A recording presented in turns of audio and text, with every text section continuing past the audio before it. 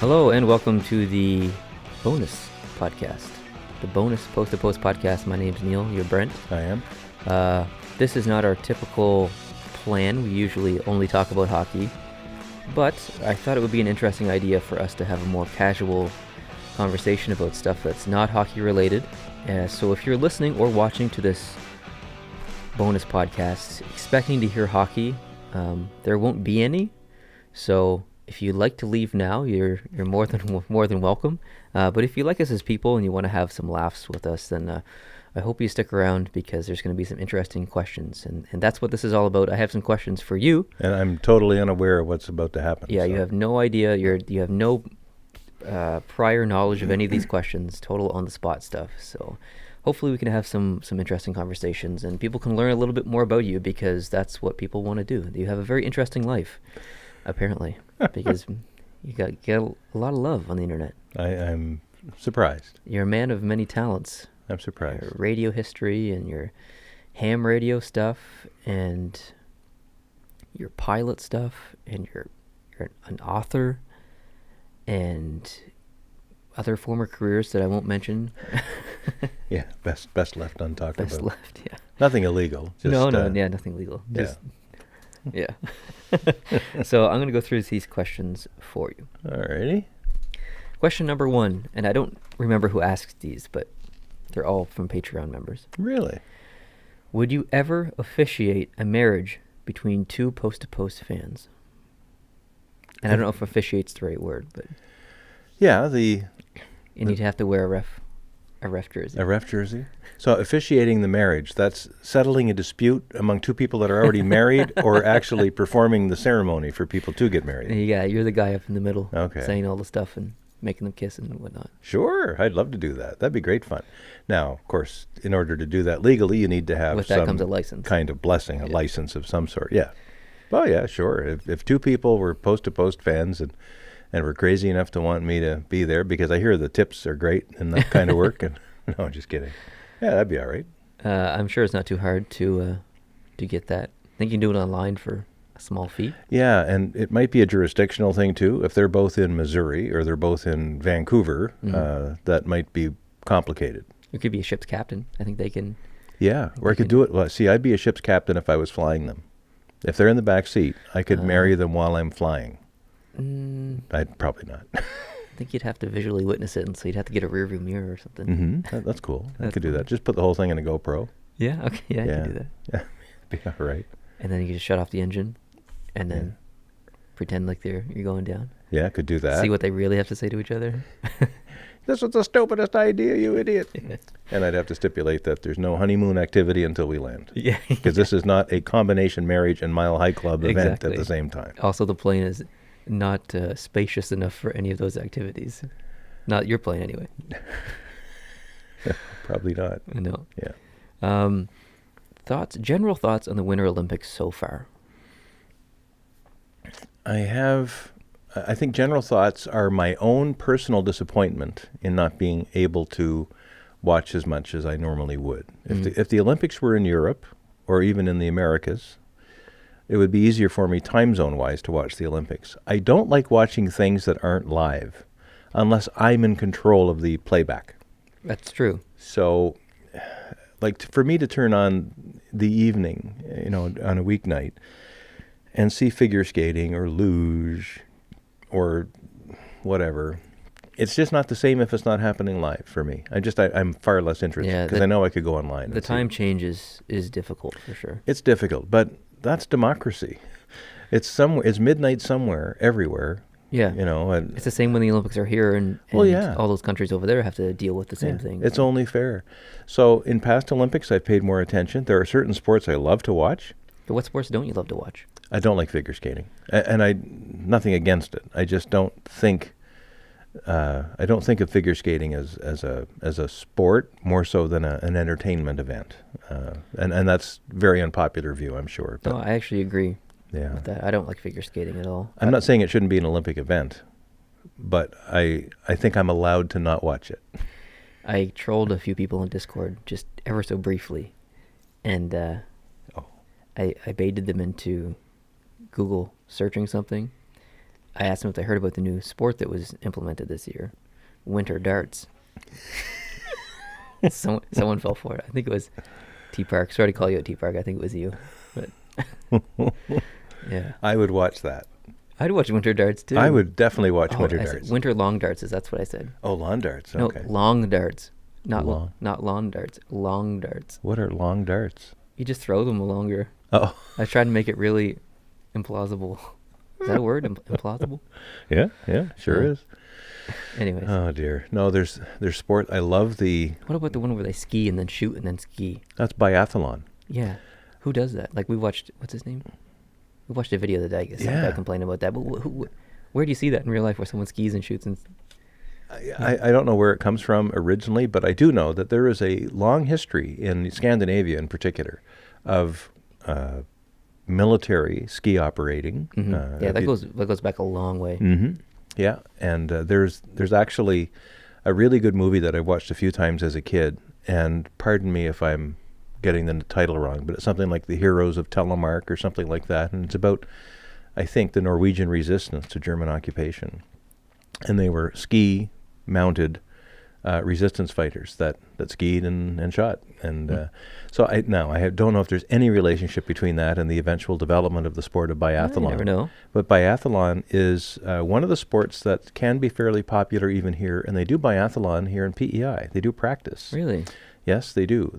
In fact, air cadets. In fact, one of the air cadets who does biathlon is in my night school class when I do ground school for a pilot license. And he's on the biathlon team, if I'm not mistaken. And the Nova Scotia air cadets come over to PEI to train because this is the best facility for them. They go to the Brookvale, is it? Brookvale, yeah. Yeah, there's a cross-country ski area, plus there's also a regular downhill skiing area. But they have a target range and everything at the cross-country ski site. So, Nice. yeah. That's cool. Let's move on to the next question. Okay. I said this wasn't going to be hockey related, but this is hockey related. How much money would it take you to become a Leafs fan? Like, serious. To make me actually believe in the Leafs? Yeah, if someone actually was like, tell me the number, like a legitimate number. Serious question. But being a Leafs fan... Doesn't matter. And I know what you're going to say, but it doesn't matter. Yeah. Okay. Fake it. Yeah, if you have to fake it, then you have to fake it. But how much? Oh, to fake it? Yeah. Like even if I didn't have to really believe it? Just to pretend for the purposes of the public that I'm cheering for the Leafs now? Wouldn't take much. Because I'm almost cheering for them now. Yeah. Like I'm very close. And I will never consider myself a Leafs fan. I'll always be a Montreal Canadiens fan to the day I die, and maybe for a while after that. And I think that... not just with the Leafs, but with other teams as well. I know you don't watch as much as hockey as I am, or I do. Nobody does. Well, yeah, there are people out there. Bob McKenzie does not watch as much hockey as you do. I swear. I know he doesn't. He can't. Who is it on Hockey Central? That John Shannon, I think. Yeah. He has in his house. He has like 6 TVs in his basement. He's my hero. And he like yeah. But I want to chime in on something that Shannon said on the Hockey Guy. He said since he started the channel, he's come to appreciate more teams, and I think I'm kind of one of the only people who can relate to him in that way because I've gone through the same thing. I used to hate Boston because I'm a Montreal fan. I used to hate Toronto because I'm a Montreal fan. I used to hate Philadelphia because I'm a Montreal fan. Now, since I've started the channel, I have so much more appreciation for other teams. I don't hate any teams now. Me too. Or teams I dislike. Yeah. There are no teams that I hate. There are no teams that I refuse to watch. I watch all teams. So, like you, it probably wouldn't take much for money for me to cheer for another team if I had to fake it. But yeah. Yeah, I don't know how believable my acting would be, but Montreal's clearly in the depths of a dismal period of time that's going to last a couple of years, and I'm quite content to not cheer for anybody other than Montreal. I really don't care. Like when Montreal isn't doing well, I just don't care as much about the whole sport, which I think probably is the experience of a lot of fans that go through the same. Totally. But because of your involvement in this and my involvement by extension in this kind of work, want to call it that, I'm paying more attention than I would ever have paid before, given everything else being the same. Montreal being where they are, if this was 5 years ago, I would be just not even caring. I wouldn't even be watching games or looking at the standings. But now I do, because I'm genuinely, not only for the purposes of sounding half intelligent when I come on here, but I am more interested, just Totally, because I yeah. have so much more exposure to hockey through you. So, yeah, You are, you're interested by association. I am. Next question. You ready for it? I guess if I'm not, it doesn't. This one's tough. No. Do you think Crosby looks like a beefcake porn star from the 80s? No. Really? I do. So is that your question? No, it's not my question, but I agree with it, yeah.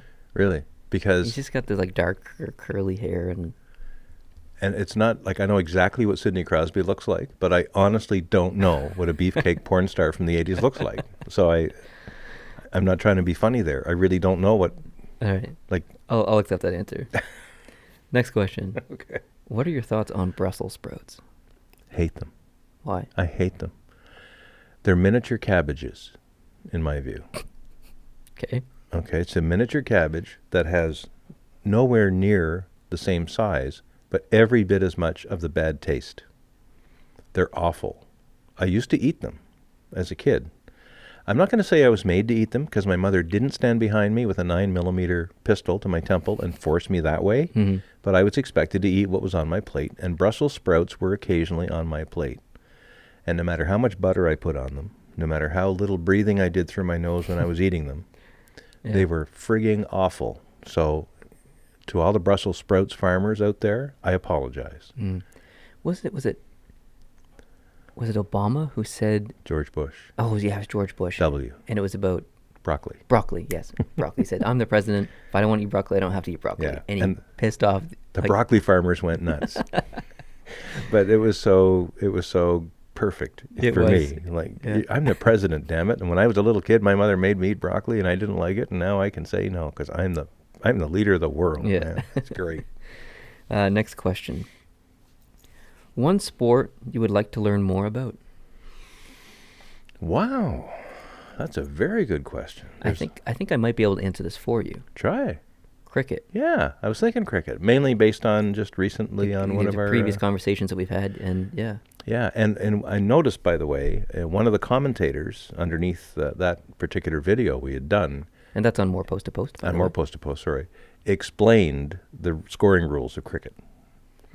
Yes. To some degree, not everything, but and then someone else chimed in with how they do these like days-long test matches, right? Days and days, and how many overs and all that. Yeah, I'd like to know more about that. I think another one I'd have to add is Australian rules football, the AFL. Oh, yeah, yes, definitely. I'd like to know a little bit more about how that all works, because to me it just looks like bedlam. It looks like a bunch of people just slamming into each other. What sport do you have no interest in whatsoever? I'm trying to think of a sport that I just absolutely... For me, I think it's boxing. Yeah, I think I'd have to put boxing there, but... Unless someone really big is fighting, but just to watch like the average boxing match, I just... And I think, and you can agree or disagree, I have a question for you. Do you think any interest in boxing is diminished now because of things like UFC? Oh, yeah, definitely. Because when you want to see people going at it in fast motion and really putting it to each other, you're going to want to watch UFC. Well, I want to see people get hurt. I want it's like a car crash. Yeah. It's like NASCAR is the perfect example. You love NASCAR, you watch it because it's racing. I watch NASCAR because I want to see crashes. Yeah.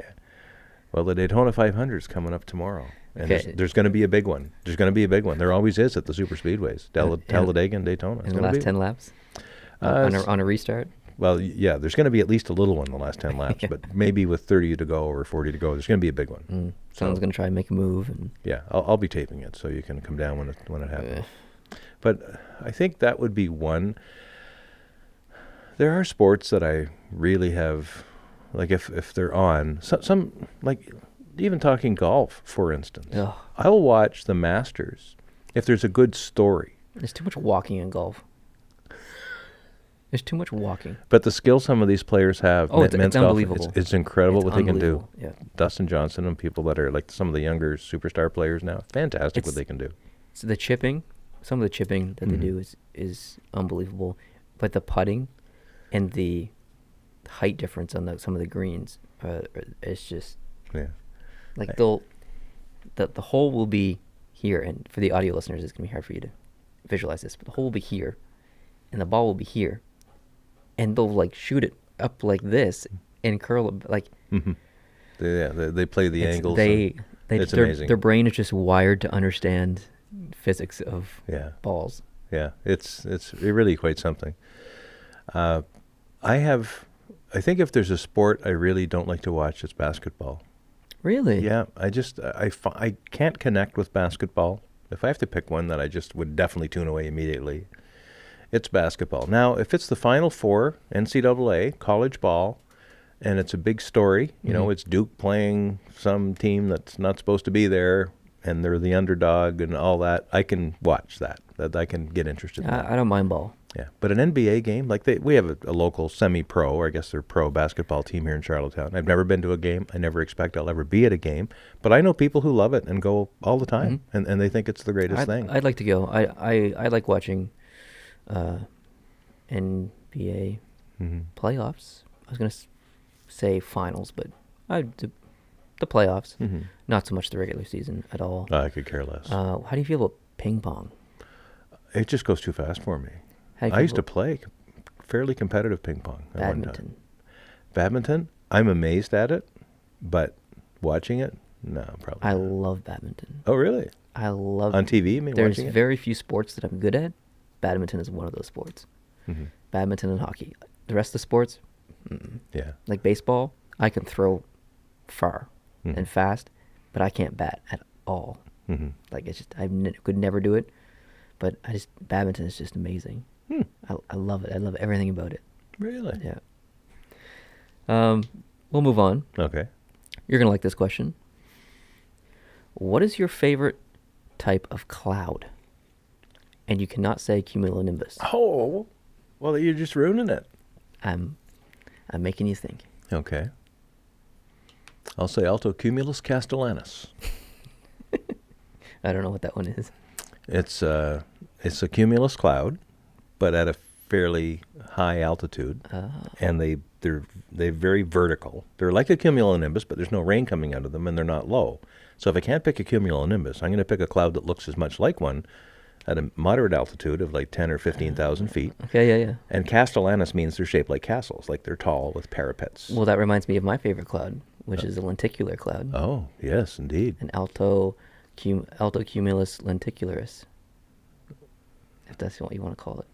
I think that's the right term for it. I don't think there'd be any cumulus lenticularis, but I'm fairly certain most of them would be stratus clouds. But hey, I'd bet money. Okay. I'd bet a free supper. Oh. Free supper tonight. It's on. It's on?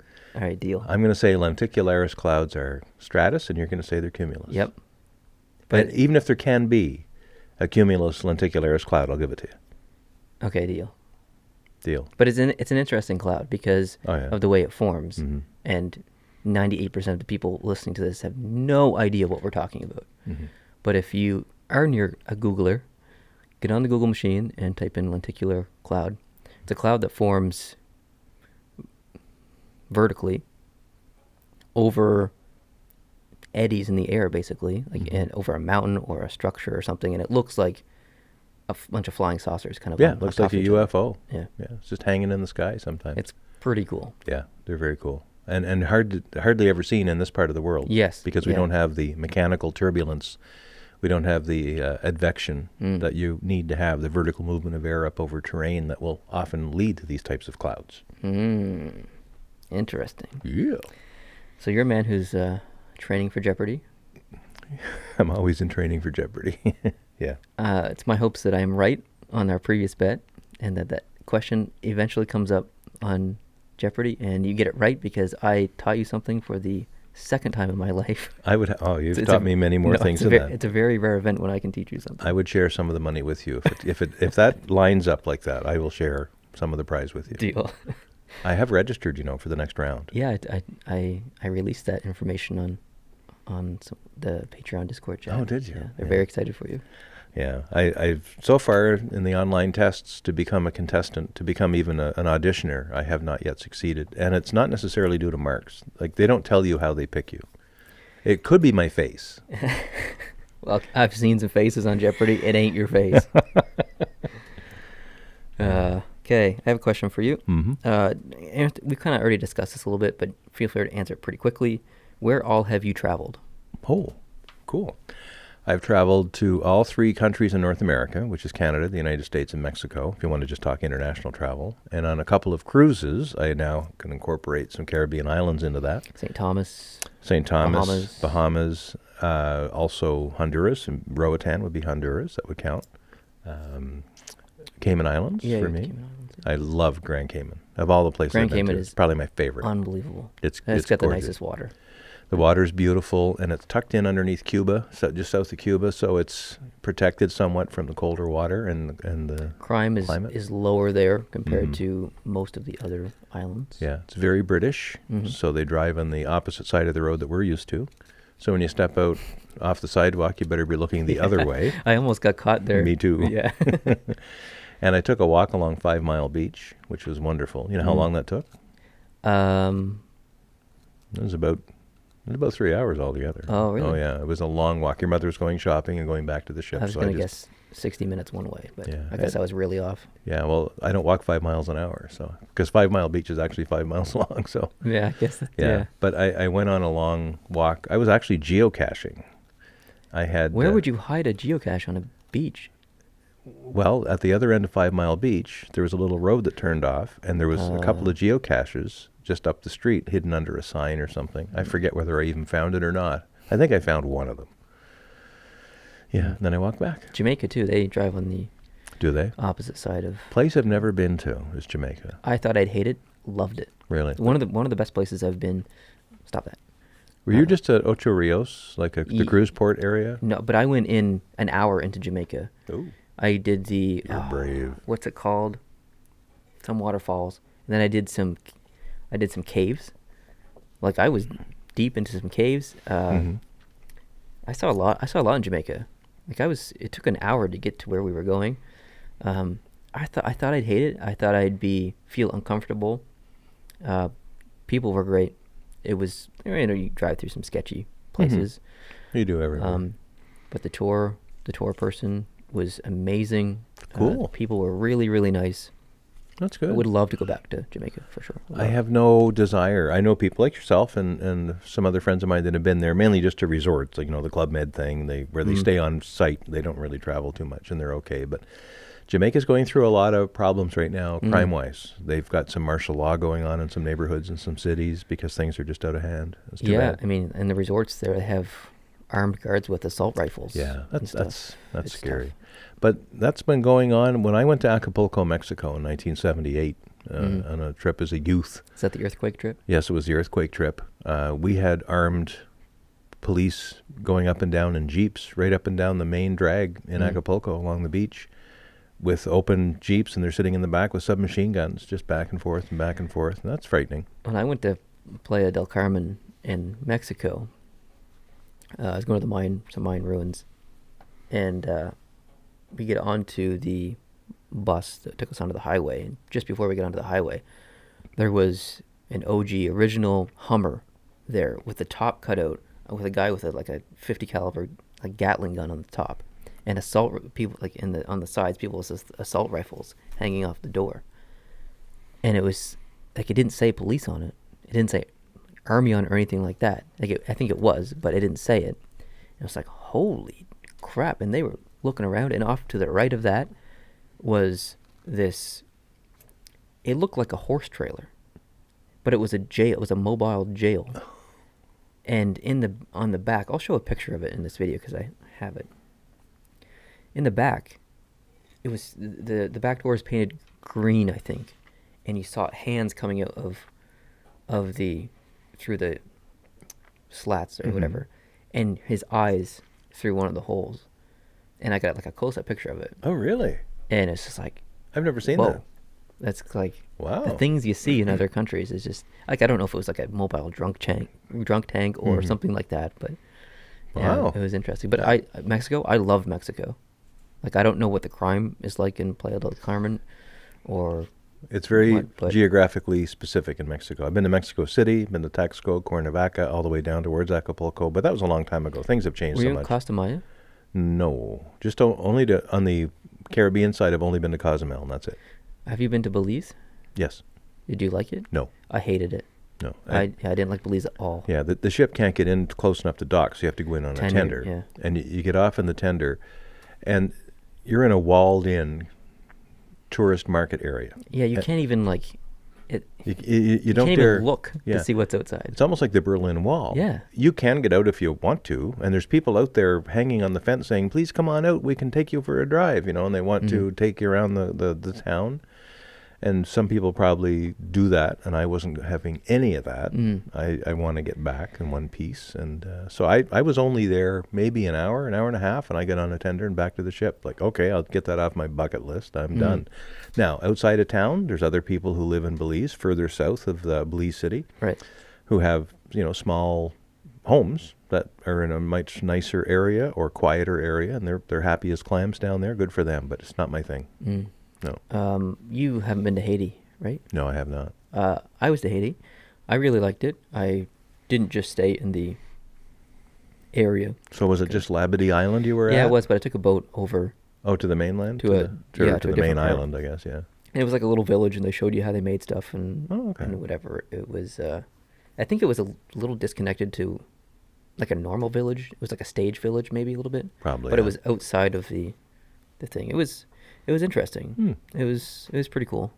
I don't think it was a true experience of Haiti. I think it was more staged than anything. But sure, it was way more than I would have saw it sitting at a beach in Labadee or whatever. But yeah, it was beautiful there. I'd love to go back to Haiti. Wow, And experience it for real in a safe place. I haven't been to Haiti, the Dominican Republic. Have not been to Cuba. But go ahead. We were in St. Martin. We rented a car in St. Martin. We did. Because we wanted to risk our lives to see a once-in-a-lifetime experience almost. For us, yeah. The St. Martin Airport, I don't know the name of it. Maho Beach. Yeah, Maho Beach. It's Princess Christiana or something like that, Juliana Airport. And that's the airport that has the planes come right over top of you. And I don't even know if that's a thing anymore after that recent hurricane season. That Maho Beach got torn up badly in the hurricanes. Torn up badly. And the airport itself was damaged considerably. Oh, it took days and days to get even anything in and out of there. I'm sure it's back to normal now. They would just have to plow the sand off the runway and stuff. But it was bad. They'd bring in dump trucks and all kinds of stuff because that's a huge tourist. Oh. Like, massive. It's like Anna Green Gables of Prince Edward Island. Yeah. Yeah, it's huge. And they have 7, it's a Dutch colony in the south part of the island and a French colony in the north part, but the airport's on the Dutch side. So KLM is the big airline in and out of there, right from Holland. And they have like daily 747 service in and out of St. Martin. It's crazy. It's amazing. I saw an interesting... Was there a plan to have like 36 provinces at one point? It's news to me. I saw an article that said, what if this plan happened or something like that? And there was 36 Canadian provinces. So Never saw that. British Columbia was still British Columbia, but Vancouver Island was a province. That was the name of the province. Right. Prince Edward Island was still a province.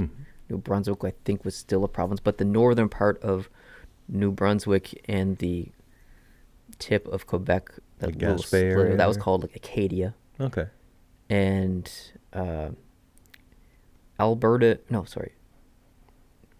Saskatchewan and Manitoba were split in two, and then of the two lower halves, they all conjoined as to one, and that was called Buffalo. The Toronto area was Toronto. That was the province was called Toronto. Did they keep them in Canada? Yeah. I think we even had part of the United States or something like that, like parts of Maine and like northern New York State, I think a little bit. And anyways, it was wild. But I'll have to send you the link. It's interesting. But you know where I thought you were going with that? Because we were talking about the Caribbean. Turks and Caicos. Yeah. Turks and Caicos Islands. Back in the 1970s, there was a play. There was a play to incorporate them into part of Canada. Because they needed medical support down there, and they wanted us to build a hospital or something like that and help fund their. I think the main thing was a desalination plant. Oh right, yeah, that's what it was. Yeah, they had trouble. Yeah. They have trouble getting fresh water because they don't have an aquifer of groundwater that's reliable. Right. Obviously, surrounded by ocean. So yeah, part of the deal was we would build a desalination plant, which would use basically lots of energy to boil seawater into steam and then take that off, distill that out, and make fresh water out of it. That can't be cheap. Can't be cheap, but what a missed opportunity man. for Canada. Like, unbelievable. Yeah. And I think there are still some people who are behind the scenes, hoping that happens. I'm one of them. If any politician came up and said that they were running for prime minister and that was one of their main goals, absolutely, they'd have my vote instantly. I'm in. I don't care what else they wanted to do. Yeah, I don't care. I don't care what party they're from. I don't care anything else. Yeah. You make Turks and Caicos a part of Canada. I'm in. I'm down. I'm down. I'm definitely down. And to me, that would be number one priority. And it's a beautiful island as well. It kind is. of like Grand Cayman. Yeah. And there's all kinds of opportunities there and Canadians already visit there a lot. And the Grand Turk Island itself, I think, is the main thing, and there's lots of room. Like it's not a huge geographical place, but you could use it quite efficiently and have lots more activity there. And they would take Canadian money, and that'd be great. I have a question for you on the same topic. Mm-hmm. What big American city would you like to visit that you haven't visited before? Like, have you been to Chicago? Yeah. Like downtown Chicago? Yep. Drove right up the Dan Ryan Expressway a couple of times. Have you been to Houston? No. Have you been to Dallas? No. Have you been to Los Angeles? No, I haven't. I think... San Francisco? No, I haven't been to California at all. You haven't been to California. You have, I have not. That's one thing I guess we never finished on the Where You Been tour. Been to Nevada, Arizona, in the far west of the U.S., and that's it really, or Washington State, yeah, but that's about all. I think based on a drive I took the other day when I went on a business trip to Moncton for the day, for a round of meetings with one of our corporate partners in the department I work for, the guy that was traveling with me, he was a colonel in the Canadian Air Force, and he was stationed in Colorado Springs for 3 years. And he said so many nice things about Colorado and so many nice things about Denver. I'm telling you. And Colorado Springs. And I didn't tell him this, but I knew it already was your favorite state. I've done so much research on Colorado. And he said it was the most beautiful place he's ever, and he's lived in a lot of different places, being in the Air Force, and a lot of different spots in the U.S. too. But he thought Colorado was just unbelievable. So based on his recommendation and your recommendation, I think if I had to visit one city, it might be Denver right now. Yeah, I love Colorado. It's kind of so many shades of Canada in it, and it's in a good part of the world. You're not going to get any tsunamis. You're not going to get many tornadoes. I'm sure they get the odd tornado in parts of Colorado, maybe on a rare occasion. Well, yeah, there's some prairie. He also said, this is my companion when we were going on this trip, he also said that there's a lot of desert in Colorado, and there's lots of cactus and other kinds of stuff there up in the plains. So interesting. Yeah, I thought that was cool. Very diverse landscape in Colorado, yeah. That's probably one of the reasons why I like it so much. But and he says the earth there is redder than PEI. Really? Yeah. A lot of red. Colorado, that means red, right? Does it? Yeah. I didn't know that. It's like it's named after like a red river or a red earth or something, I think. I guess Colorado, red. Oh, because they have the Red Rock Auditorium there, or it's the natural best acoustic place. Oh yeah. It's in between like two big rocks, and they've made seats and stuff. It's like cool. Red Rock something. There's been huge concerts there and stuff. No, not ringing No, not a bit. Okay, next question. How did you learn to communicate via Morse code? Oh, well. It's in the 80s, right? Back in the 80s. Excuse me. Back then, you had to have Morse code to get your ham radio license. So you had to know how to send and receive Morse code. You'd have an exam. They would send you Morse code. You would write it down and hand it in. They would mark it. And if you had, 85% correct or however many errors or less, then you got your exam passed. And you also had to send Morse code. They gave you a text. You had to send it to them at a certain speed. and they would grade you, and if you passed, you passed. And then there was the technical part of the exam, which, you have to know circuitry and how radios work. I had to draw diagrams of radios and put all the stages in the right order and do all that. Nowadays, you don't have to do Morse code or drawing diagrams. It's multiple choice only. You can do Morse code if you want, but you don't have to. Interesting. So that's how I did it. And at first, I think it's safe to say I learned Morse code because I wanted my license, but I didn't really want to do Morse code. Mm-hmm. But I had to learn it. But once I learned it, I started using it, and I liked it. Kind of like parallel parking when you go for your driver's test. Yeah. About 75 to 80% of people have no intentions of ever parallel parking because it's so stressful, but they got to do it to pass the test. That's right. At least in Canada. I don't know what it is like in the States. That's right. What can we do as a community to ensure the existence of our grandchildren? Ensure the existence of our grandchildren? I'm not talking about the mechanics of. Well, to make them exist, you gotta. I'm not talking. Got to make whoopee. Yeah, but, I'm not talking about bumping uglies here. I'm talking about, ensure globally. To protect the future for our grandchildren. Is that kind of what you're saying? Yeah. Okay. Well, I think we have to change our view of how we use energy. I think that's one of the biggest things. I think that's. I think everyone knew that was coming in the vehicle industry, switching from petrol or gasoline to battery. Mm-hmm. I think it happened a lot earlier than people were expecting. And I think it's because of people like Elon Musk, who has really started that entire kind of boom, I guess. And I think it's really important. I think that, 10 years from now, we could be looking at a percentage of 30% of electric vehicles. They're really gaining speed and popularity. Mm-hmm. But I think vehicles, but also homes. How and Elon Musk is dealing with that too. He's built these funky shingles that are actually solar panels at the same time, and I'm interested in all of that. I think that's great. Now, there are different reasons why people are interested in doing these kinds of innovations in energy consumption and development. Mm-hmm. Some of it's because they're in a panic about greenhouse gases and global warming and all of that. From the branch of science that I follow, which is more solar research and that kind of thing, I know, and we all know, that there have been ice ages in the past, and there have been times of very hot weather in the past, long before men and women were walking the earth and building campfires and coal plants in China. So there's a bit of a debate, and it's still not closed yet, about how much of global warming is our fault versus how much of it is just happening anyway. And that will never be settled to everybody's satisfaction. But I can't really make a claim to this because I wasn't born in the 70s, but I thought I remember reading one time that in the 70s they thought they were approaching another ice age because winter was becoming so bad in the 70s that the scientists thought that maybe we're entering another ice age. Do you remember that? Am I wrong there? I don't know about. I don't know. I don't remember that being a big panic or anything. That's for sure. I don't remember it really. But there was a period of time in the 1800s where the summers, they called it the Little Ice Age. I think it's the early 1800s, like 1830s, 1840s, where even in the summer, in places where it usually got hot, it just didn't.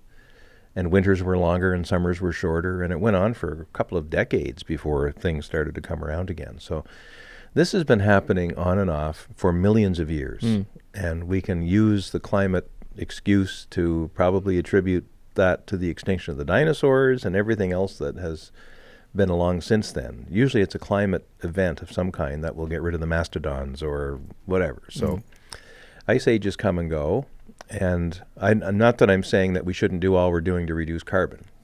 I think that's a good thing. Even if the majority of us are wrong in saying that global warming, I think the consensus is global warming is a thing that is from us or whatever. Yeah.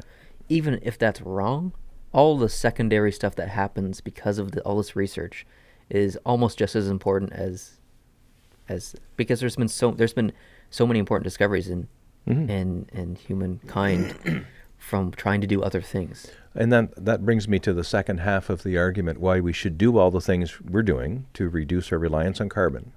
and that is the economic side of things. Because for as long as we rely on carbon, we're going to rely on other countries for the provision of that carbon to us, whether that's Venezuela, whether that's the Middle East. If our economic future is tied to those countries' ability to deliver oil to us, or intentions to withhold oil from us in the future for whatever reason, then we're a slave to their decision making. And the less we rely on that, the better off we are. Canada is the United States' largest oil producer that exports oil to the United States. A lot of Americans don't know that. Same with water. And water. And the United States needs a regular, a fairly inexpensive, reliable supply of oil and gas. And that the safest and most reliable of those supplies is Canada, because we're a stable country. We're a friend of the United States. We want to be friends forever. And we need to be really a single market when it comes to that. So the more we can do north and south with Canada and the U.S., whether it's free trade or whatever else agreement we have to keep going, then we're far better off than if we look offshore for our markets. Yeah, definitely agree. So I'm a big NAFTA man. How long do you think Canada would last in the United States-Canada war? Like a day? Maybe 2 days? I don't know. If the Americans decide, the Americans have, they're the most significant military power on the planet. If they put all of their resources into taking over Canada, it wouldn't take long. And they don't need to, though, because we're already close to them. They already have what they need from us. They're getting our oil and they're getting our water. We're best friends. We're best friends. And there's, I don't think the Americans, the last time they attacked Canada, we showed them what happens when we burn the White House down, and so there. That's right. I have no idea what we're talking about before that. Oh, do you think there's going to be a World War III in your lifetime? Or my lifetime? Not in the traditional sense, like World War I or World War II happened, where countries on both sides of the disagreement line up their armies and dig a trench in between and sit there for years. No, I think there might be a third massive world conflict of some kind. It would be brief, probably. It hopefully wouldn't be, but it might be nuclear. Now that the nuclear weapons are falling into the hands of countries that are less able to make responsible decisions about when to use them, and those countries know who they are, everybody's at risk. I look at Israel right now. They're very worried because Iran has nuclear weapons, and Iran is close. They're only a few hundred miles away, and when they're at the closest point. Iran is also very involved in supporting the government of Syria and some militia in Lebanon, which is all right on the border of Israel, and they're scared. And up until this latest round, this last couple of decades, the assumption was that everybody wanted to live as long as possible and nobody wanted to die. But when you're fighting an enemy who wants to die, because in dying they think they get greater glory, then that changes all the rules. Well, that really took the United States by surprise in the 40s when they had to fight Japan. Yeah, Japan, like that. So amazingly brave and dedicated to their emperor, to fly these kamikaze missions. And it must have been a terrible discussion in Washington to decide to use a nuclear weapon option to end the war. And that debate will go on for hundreds of years as to whether that was the least bad idea.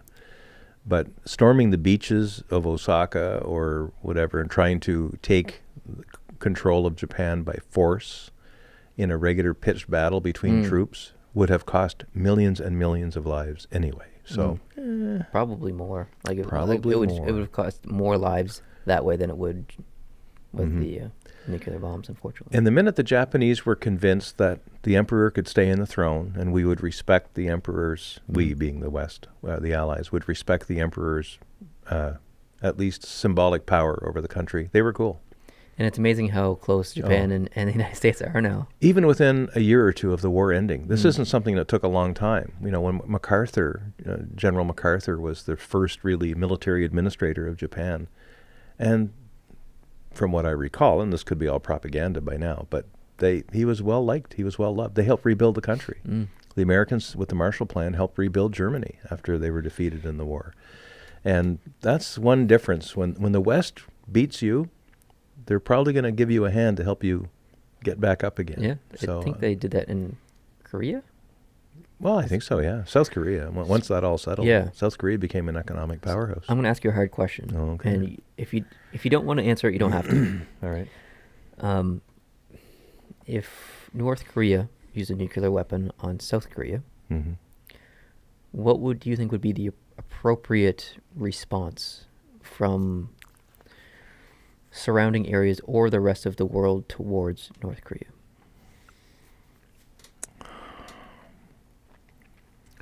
I think you could use tactical I don't know, I haven't looked at the military options, but I think they have obviously thought of ways to use tactical non-nuclear weapons to cripple North Korea's ability to have any more nuclear attacks. So, there's certain places where they launch rockets from, and there's certain places where they concentrate the uranium to make the weapon in the first place. Mm-hmm. I'm sure the Americans and the Russians and the Chinese know exactly where those places are. And some well-placed Moab or JDAMs. Yeah, I was thinking JDAM. Yeah, could be planted in those places that will cripple North Korea's ability to keep at it. So I don't think you'd need to respond that way, because everybody in North Korea is a prisoner. And the only people who are making these decisions is a small group and maybe just one guy. Nuclear is not. No. You can't fight fire with fire. No. For this one. And if they did, it would be a horrifying event. Yeah. But what it would do in the long run, it would end North Korea's ability to remain as an independent country. By using that option, they were basically signing their death warrant as a government. So I don't think they ever will, actually. I think it's a lot of saber rattling. They pulled off quite a PR coup here in the Olympics by sending Kim Jong-un's sister and the cheerleading squad and all that. That's very creepy. But, they are convincing some people that they really want to play nice all of a sudden. I'm not sure I'm buying it, but who knows? We'll see. Next question. What weather-related thing or activity do you like the best? So that could be any, I like tornadoes the best. Or if you want to go more specific, I like collecting snow the best. Definitely don't like that. There's nothing I like better than reporting nil snow. What? Really? What weather event do you enjoy the most? It's got to be storm chasing. Oh, yeah. And I don't get to do much of it here in Prince Edward Island because we don't get very many storms to chase. But I was out once or twice last year, me and my buddy Bill. We were out storm chasing, or hoping, not so much chasing the storm, but hoping the storm would find us, because it's PEI. It's hard. You can't keep driving. No, yeah, it's hard. You get wet. Yeah. So, but when I lived in New Brunswick, when we all lived in New Brunswick, and a big supercell would come nearby, I would often, and you'd sometimes pile in the vehicle with me, we'd go up or down the road and find a good spot to watch the storm. Absolutely. And it was great. We've almost been hit by lightning a few times, yes, actually. Oh, that one time up there on that's the closest, hill, Swims Hill. I think that's the closest I've ever been. Although I'm quite confident that lightning hit your tower in the back of the house or somewhere nearby. I remember that we were out we used to call it the sun porch, which was just like a room that we walked into. Coming into the house, we were out there, and it was like it shook the house. Like it felt like an earthquake. Like it must have hit the tower behind the house or something. Like I know the tower was grounded, but it was grounded. It didn't hit any trees around us. So and none of my radios got blown up, so I'm guessing it probably wasn't the tower, but it might have hit a tree or just hit the ground. Sometimes it'll go right by a tower and go right to the ground. What if it hit the house? Could have hit the house. We have lightning rods in the house, and it could have gone to ground through one of the cables on the other side of the house. I don't know. But I remember that feeling. I've never felt anything like that. Mm-hmm. Like even when we were up on that hill next to Lori and Ricky's house. Yeah, Swims Hill. Like that was loud. Mm-hmm. Like we were in a vehicle, so it's a little confined. But like you could still feel it. But the one at home, I had to change my underwear almost. There was some sphincter tightening. Yeah, it was bad. Next question. What's your favorite state?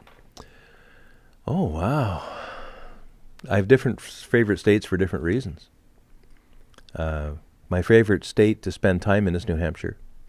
I just think Has anyone ever said that? Oh, I'm sure. I'm just joking. Yeah. New Hampshire's a lovely state. New Hampshire's gorgeous. Yeah, it's beautiful. Especially in the fall. It's tax-free, which is a big deal. The cheapest booze around. Did you know that there's no sales tax in New Jersey on clothes? I did not. At least the last time I was there, that was the case. That's cool. Yeah. Now, if the question is, if you could only live in one United States for one of the United States for the rest of your life, where would you live? That's not the question, because there's so many like apocalyptic implications there. Like if there was a zombie apocalypse, what state would you want to live in? That totally changes my answer. So, I think Florida is, because of the climate. I think Florida would be a big thing. I hate winter. I just hate it. Yeah, I like summer. I hate winter. And I'd even be satisfied with, South Carolina. Yeah. Yeah, I don't mind it snowing once in a while, but it's gone the next day. I'd be cool with that. But my favorite state overall, and that's the state I've spent the most time in my life, is New Hampshire. I also love Wisconsin, and I love New York State. I've spent a lot of time in New York State. New York State's awesome. Growing up in Montreal, we were in upstate New York very frequently. It's pretty populated, though. It is, yeah. But if you get upstate, like up in the Catskills, up in the Adirondacks, Finger Lakes area, there's lots of rural emptiness. Finger Lakes? Finger Lakes. Yeah, near Chemung. I assume they're shaped like fingers. I think you'd assume correctly. Yeah. Yeah, it's like the fingers of a hand. There's 4 or 5 of them. Otherwise, why would you call them? Like, is there like a the people aren't mean. A murder story? No, the people aren't mean and give you the finger. No, I mean in that area. No, maybe like people murder people and cut off their fingers and throw them in the lakes, and there's always floating fingers or something like that. Great imagination. Yeah, but the Corning, Elmira, Chemung area, that's where Watkins Glen is. It's in the Finger Lakes. So that's where that's where there's some car racing tradition there, and also beautiful nature and lovely scenery. Nice. Yeah. Couple more questions for you. Why does Stranger Things scare you so much? I don't know. And the viewers and listeners might need a little background here. Stranger Things has been around for a while. Yeah, don't release any spoilers in case someone hasn't watched it. And it's been around for a while, and I've heard nothing but great things about it. And I've seen, award nominations for Emmys and things. I got to watch this, but I don't really gravitate to shows that feature kids. No offense, kids, but I just don't. I don't find kids interesting enough to watch on television with my spare time. I don't have very much of it, so I like to allocate it appropriately. Right. Like so watching there was Jeopardy. Yeah. There was one, kind of rotten day weather-wise, and I had nothing to do, or decided I was going to do nothing, more likely. And I said, okay, I'll see what this is all about. And Stranger Things is a show about an unknown thing. For a while, it's quite unknown. I still don't know what the basis of it is. Because you haven't finished. I haven't finished it yet. I've only watched all of season 1 and the first 1 or 2 shows of season 2. Right. But whatever the thing is, whenever it manifests itself, even by inference on TV, my skin just crawls. And I'm not like that. Yeah, things don't usually scare you or anything like that. No, I'm very scientific. I know everything has a reason, but this thing here, man, I don't know what it is, but I get just goosebumps go racing up and down. It's just crazy. I watched a movie recently called The Ritual, which is I think a British movie, but it's filmed in Sweden, in like unpopulated Sweden, in the middle of the woods. It's about 4 hikers who need to take a shortcut through the forest because one of the people injured their ankle. Do they split up? They actually don't. And this is why I like it, because I actually hate scary movies for that reason. Yeah. This is, it's so well done. Like it's scary. Like it scared the crap out of me actually. But I think you'd like it because it's not the typical scary movie. It's very well directed. And it's not the cheesy special effects. The special effects are really, really good. Like it's pretty high budget. It's on Netflix. And it's kind of about, voodoo is not the right word. Witchcraft, I guess, a little bit, but not really. Basically, they come across this house. They hear stuff around them and stuff, but they go in this house. There's medallions and wooden carvings hanging and stuff, and they feel like, we should not be in here. We should not sleep in here. They do. They have bad nightmares. Lots of stuff happens. It's like it is scary. And I haven't watched a scary movie. I haven't watched a movie in a long time that scared me, and that's one of them. It's probably the first time in 7 or 8 years. The last movie before that was called Paranormal? No. It's a space movie called Parallax? It wasn't Parallax, it's but it was like that. It was like something X. It was a space movie. That scared me. But anyways, I know you're not going to watch it, but you should watch it so we can talk about it. Anyways, if you guys like scary movies, please watch The Ritual on Netflix. Yeah. The thing I don't normally like about scary movies is the boo thing. Because although in answer to a question, my favorite kind of comedy that we had on the mail time, or on the question thing, the fish, I like watching people get scared. I hate getting scared myself. Yeah. So that kind of scare I don't like. Boo, and Stranger Things has some of those, which I don't like. But when I know it's going to happen, like because there's always the music will ramp up, or someone will turn a corner thinking, oh, okay, and just the minute they relax because it's not there, then it shows up behind them. Like, and I know what's happening. Yeah. And again, I get goosebumps all over the place. It just drives me crazy. but like in almost anything, like even, well, we never did the movie review of watching the latest Star Wars. Oh, no, we didn't. I forgot about that. But there was a couple of places there because we're in the shaky seats and something's about to happen. All of a sudden, not only do you get the visual and the audio, your friggin' ass gets kicked, when the seat starts moving. That was cool. I guess I'll keep this kind of on topic, kind of not. Do you believe in aliens? The way you've put the question... do you believe that aliens have visited us? I'm not even sure I could say that. I think we've been visited, but I'm not sure it's aliens. Oh, this is interesting. Go on. I think that the only people or the only beings that would really care about watching us is us from the future. I think at some point in the future, we discover time travel, and we go back to document, record, look at history of what's happening now. And when we see a UFO today, it's not an alien from another planet. It's a human from the future who's doing a history project. Interesting theory. I'll disagree because I think time travel only goes ahead and not backwards. Mm-hmm. That's a debate for another time. Do you believe in ghosts? I don't believe in ghosts that haunt houses and live in places, and that get seen in closets and that kind of thing. I don't really go for that. But I'm not so sure that there's not like a guardian angel thing going on from the recently departed might in some way have a way to influence our lives, the lives of the people that they cared about.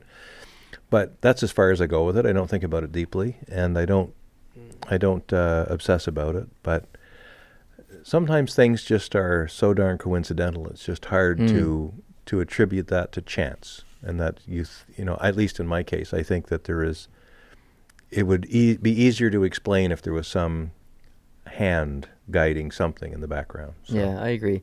I didn't answer the first question. I do believe in aliens, for the record. Okay. Not future. Like, I'm sure future us might try and come back, but I don't think that's possible. And I don't disagree that there are aliens out there. Like, let me be clear about that part. The distance is the issue. The distance is the problem. With the billions of stars and billions of galaxies, over billions and billions of light years or whatever, just even by chance alone, there are probably not only sentient life forms out there, but there are probably sentient life forms out there who look a lot like we do. Mm-hmm. Maybe. If you look at all the different ways that life forms can develop. We're a carbon-based life form, but there might be some other substance-based life form, potassium-based life form, selenium-based life form, I don't know. So they're going to look so different and have different environments. But it's almost impossible statistically to declare with any degree of certainty that there's no other life anywhere else in the universe. That's just crazy. So then if you accept that there's life elsewhere in the universe, then how does that life travel so far and to be able to study other life? That's the problem with me. It's so vast. Like, the closest star to us is, what, Sirius? No, it's Proxima Centauri, Oh, right. which is about 4.3 light years away. Like So it would take an unfathomable, that's a word I can never say. unfathomable. Unfathomable. And still can't say it. Not bad. It would take a crazy amount of time to get there with today's technology. Mm-hmm. Maybe in the future, and you want to do some whole wormhole stuff and Yeah, and that's the only way this ever works. folding of space. Yeah, if you can find a wormhole or a seam in space and then slide through there and come out the other end in one piece. Mm. Yeah, Is that GoPro still on? I can't really tell.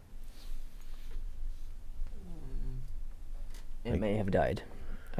Sorry, visual listeners, if it has died. So if it did, then you're just going to put up a still slide of the rest of us, or? Oh, I'm going to just all audio explain it. So if you have a sheet of paper and you put one finger on one edge of the paper and the other at the other edge, so at the top and the bottom, and you look at the distance between the two fingers, then that's kind of like space travel today, space travel in the future. If you fold the paper on top of each other, so the edges are on top of each other, and poke a hole through the paper, that's kind of like wormhole traveling. It's the calculation of coming out on the right side is the problem. Yeah.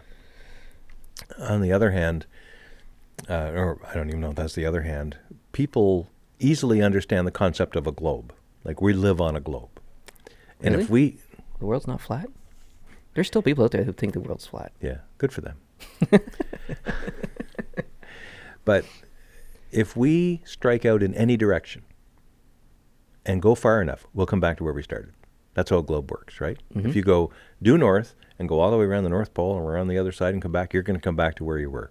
It's going to be a journey that takes about 24,000 miles, and it will take years, or depending on how you do it, but you'll come back to where you started. And if it's the next time you try it and you go east and you go as far as you can go, you'll come back to where you started from the west. That's easy to understand. I picture, and I've not read this anywhere, but I picture the universe as us being on the inside of a globe. So we're a little marble. Picture a big beach ball. So like Men in Black, the end of Men in Black, when Maybe. it zooms out of the galaxy. I don't And remember. it's some aliens playing with marbles. Oh, cool. I don't remember. Yeah. But picture us as a marble on the inside of a blown up beach ball. Okay? Mm-hmm. And that marble goes, or someone leaves that marble and goes in a straight line. They're going to follow the curve of that beach ball inside all the way around and come back to the marble. So I think similarly to the three-dimensional globe that we're on the outside of, I think we're also in the inside edge of a three-dimensional universe globe. So if we took off straight off the North Pole and went for as long as we possibly could, for billions and billions of years, we come back to the South Pole. Interesting. Yeah. Very interesting. And I think that, What's on the other side? well, you just poked a hole through it with your paper, but I don't want to know. That's the whole thing about religion. Like, I don't want to have a religious conversation, but if you look at the science, we evolved from stuff. Well, who made the stuff? And if it's not talking about living stuff, we're talking about material stuff like rocks and all that stuff. Well, who made that stuff? And you talk about space, which is nothingness or dark matter, whatever. Well, who made that stuff? Mm-hmm. Where did this stuff come from? Well, they say There's a big bang. there's a big bang, but what happened But where did that come from? in the billionth of a second just before the Big Bang? What was there? Yeah, like, Was it just a little thing, a dot? but where And did everything? that? Yeah, But where did that come from? Where did that come from? Like, yeah. it's so although I'm not religious, I have questions. I have so many questions. So, Well, then go to church. religion's not the answer for me. I'm too far gone. Last question Okay. of this bonus podcast, which is similar to what we've just been talking about, and I think we had a brief conversation about it before. Do you believe in Yetis? Or Sasquatches? Or abominable Abominable snowman. I can't. That's another word I can't say. Abominable. You can't say it either. Well, I could until just now. Abominable. No, that's not it either. Well, it's not abdominal. No, it's not. So you're asking me if I believe in a humanoid creature that walks the earth, that's covered Yeah, in hair, that we Bigfoot. don't know about yet, Yeah. that lives in the mountains. Yeah. No, Why? because I have yet to see one, or his footprints, or his turds. You're not looking hard enough. Maybe not. If you walk in the forest, you'll find a turd. If there's something I've learned in this world, You'll find a turd in the forest. Yeah, but it's usually going to be shaped in some way that I might recognize that what left it. Like I know what a bear turd looks like. Mm-hmm. Or a rabbit. Or Did you ever hear the joke about the? This will be good. There was a poster I saw someone faxed to work one time when I was probably 15 years ago. Well, when I you was just teaching. said fax, so I Faxed, knew yeah. it was a while ago. Yeah, well, fax is still in use, by the way. But anyway, this thing came in by fax from a friend of someone in the staff room.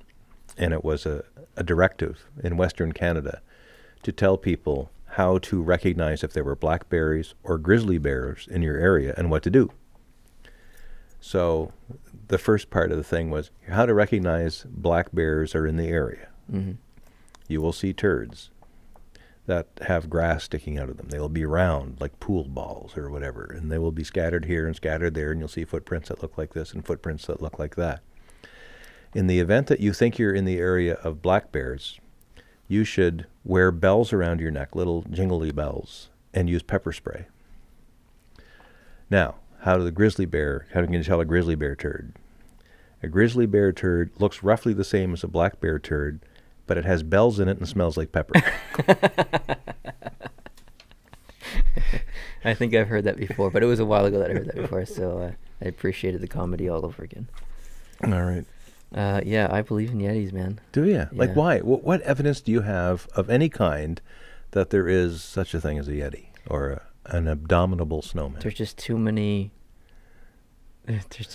factors. Like what? there's too many- Name me some. Have you seen one? I'm not talking about... I've seen footage that claims to be legitimate, and I'm not talking about the 70s footage of Gorilla Man. Recent stuff.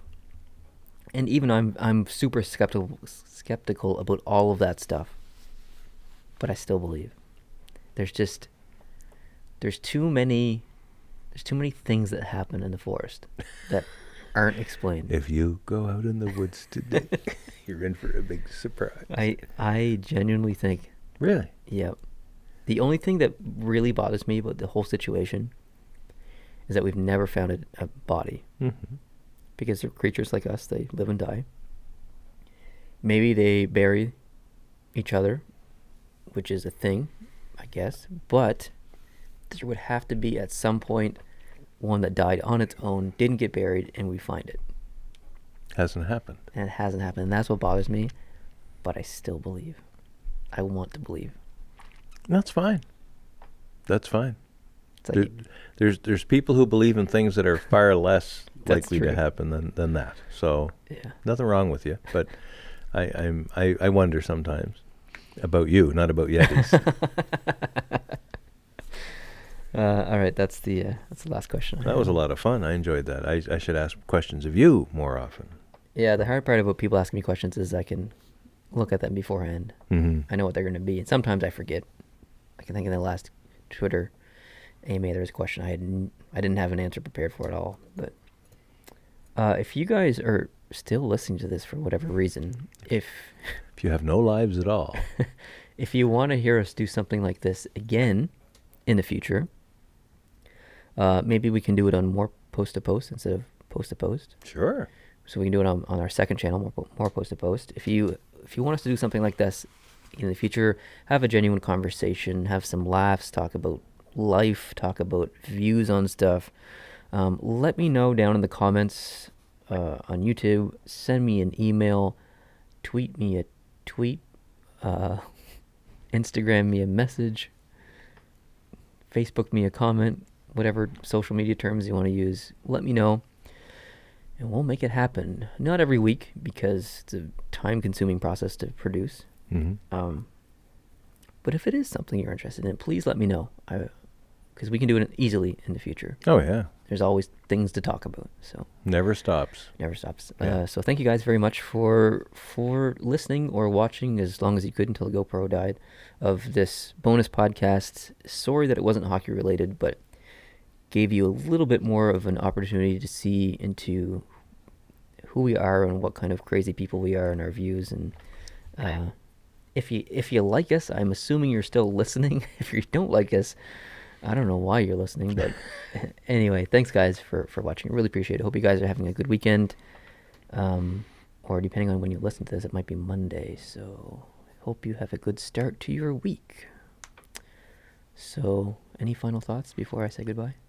I enjoyed it. It was a lot of fun. Mm. I think that there's a space to be filled in the podcast world of just a couple of dudes talking calmly about things, even if they don't agree on those things. There's no yelling and there's no screaming. And this is the kind of podcast I like to listen to when I listen to podcasts. Anything that's not going to, get me too stirred up. And We'll have to get Chris in here. yeah, that'd be great. He's got some interesting views on stuff. I bet he does. Yeah. Oh, that'd be a lot of fun. Yeah, that would be a lot of fun. Yeah, get him in here. Yeah, that would be gold. Gold. Oh, you don't have Monday off, do you? I don't. No, as a federal government tweep, I don't get that holiday that Islanders get. So He has Monday off. does he? We could have done it Monday. You guys can still do one Monday. That's what we'll do. Yeah, That's what we'll do. that'd be great. I don't have to be here. In fact, if I wasn't here, then I could watch it like everybody else and have more fun. That's true. Yeah. All right. Thanks, guys, for listening and watching. Appreciate it. Hope you guys have a good day.